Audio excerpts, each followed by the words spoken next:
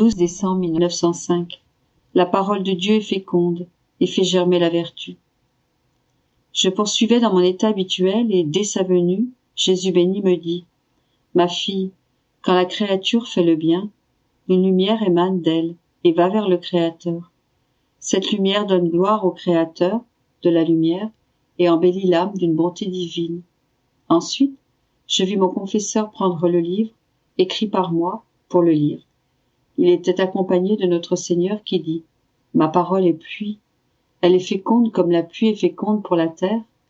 On peut savoir si ce qui est écrit dans ce livre est la pluie de ma parole, si elle est féconde et fait germer la vertu.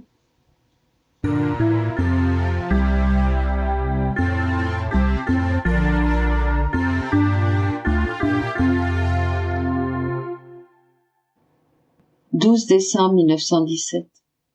Les actions faites dans la divine volonté ont une grandeur comparable à celle du soleil.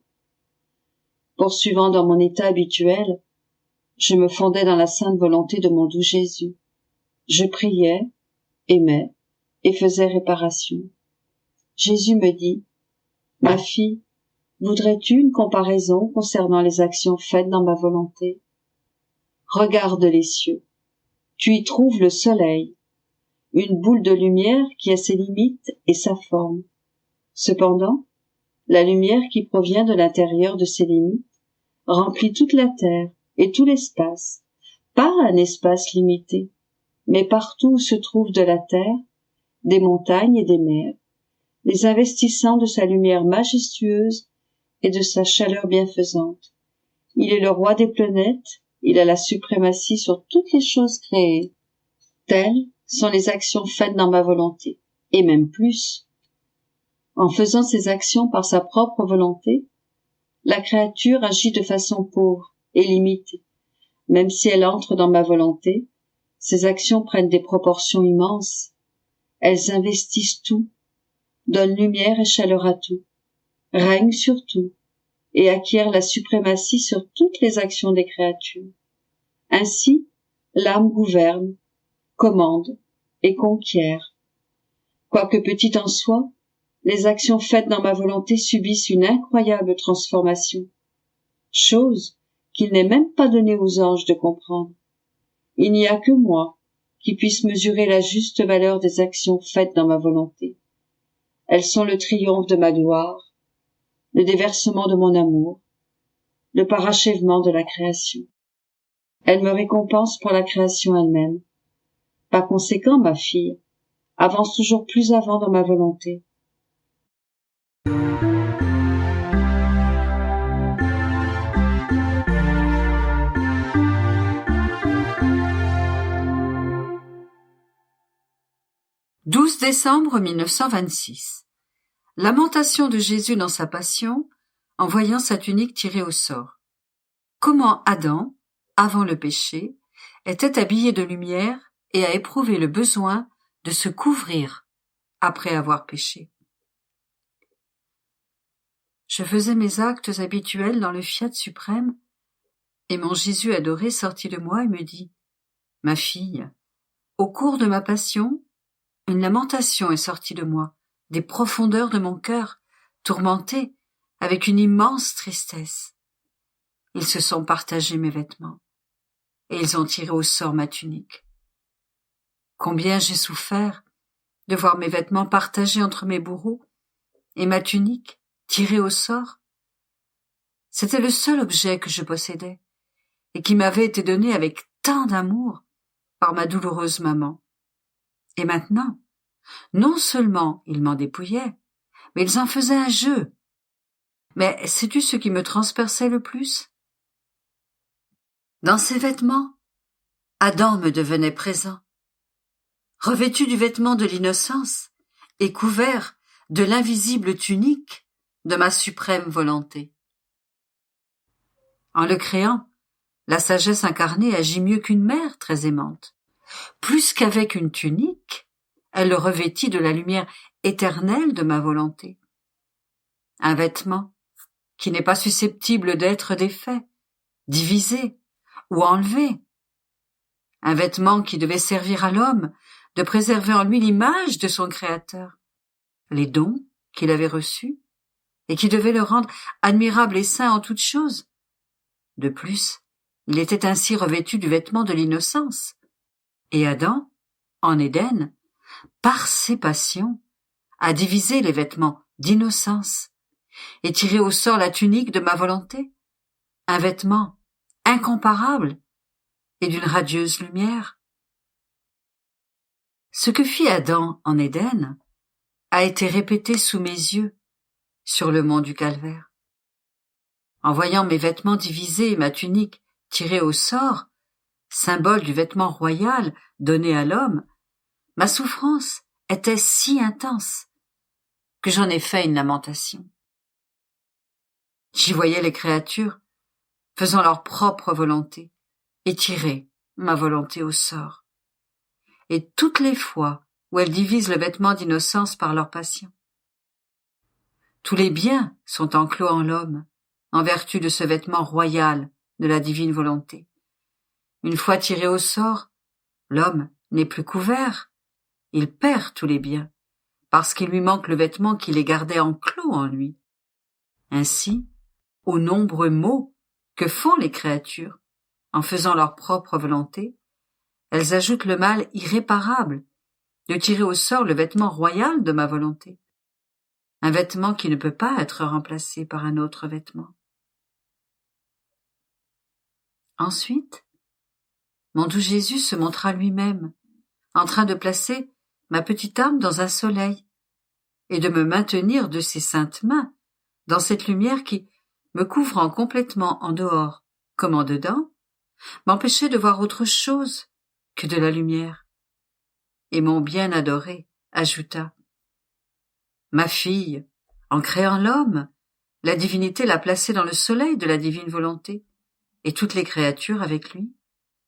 Ce soleil servait de vêtement, non seulement à son âme, mais ses rayons couvraient également son corps, de sorte que, plus qu'un vêtement, il le rendait si beau et si magnifiquement vêtu que jamais, ni roi ni empereur, ne furent revêtus d'une aussi resplendissante lumière. Ceux qui disent qu'avant de pécher, Adam était nu, se trompent, c'est faux, faux. Si toutes les choses que nous avons créées sont toutes ornées et vêtues, celui qui était notre joyau et pour qui toutes choses furent créées, ne devait-il pas avoir le plus beau vêtement et le plus bel ornement de toutes? Il convenait donc qu'il reçût le magnifique vêtement de la lumière du soleil de notre volonté. Et comme il possédait ce vêtement de lumière, il n'avait pas besoin de vêtements matériels pour se couvrir. En se retirant du divin fiat, la lumière se retira elle aussi de son âme et de son corps. Il perdit son magnifique vêtement, et, ne se voyant plus entouré de lumière, il se sentit nu, honteux de voir qu'il était seul à être nu parmi toutes les choses créées. Il sentit le besoin de se couvrir et se servit de choses superflues, de choses créées, pour couvrir sa nudité. Cela est si vrai qu'après la très grande tristesse de voir mes vêtements partagés et ma tunique tirée au sort, mon humanité ressuscitée n'a pas pris d'autres habits, et je me suis revêtu du très resplendissant vêtement du soleil de ma suprême volonté. C'était le même vêtement que possédait Adam lorsqu'il fut créé, parce que pour ouvrir le ciel, mon humanité devait porter le vêtement de la lumière du soleil de ma suprême volonté, un vêtement royal. Et comme il mettait entre mes mains l'empire et l'insigne de roi, j'ai ouvert le ciel à tous les racheter, et me présentant devant le Père céleste, je lui offrais les vêtements de sa volonté, entiers et magnifiques, avec lesquels mon humanité était couverte, afin de lui faire reconnaître, comme nos enfants, tous les rachetés. Ainsi, en même temps qu'elle est vie, ma volonté est le vêtement véritable de la création de la créature et possèdent par conséquent tous les droits sur elle. Mais que ne font-elles pas pour échapper à cette lumière? Aussi, reste dans ce soleil de mon éternel fiat, et je t'aiderai à te maintenir dans cette lumière. En entendant cela, je lui dis, mon Jésus et mon tout, comment est-ce possible? Si Adam, dans l'état d'innocence, n'avait pas besoin de vêtements, parce que la lumière de ta volonté était plus qu'un vêtement, la reine souveraine, cependant, possédait ta volonté tout entière, et tu étais toi-même ta propre volonté. Cependant, ni toi, ni la céleste maman ne portaient des vêtements de lumière, et vous aviez tous deux des vêtements de matière pour vous couvrir. Pourquoi cela? Et Jésus poursuivit en disant, ma fille, ma maman et moi avons établi des liens fraternels avec les créatures.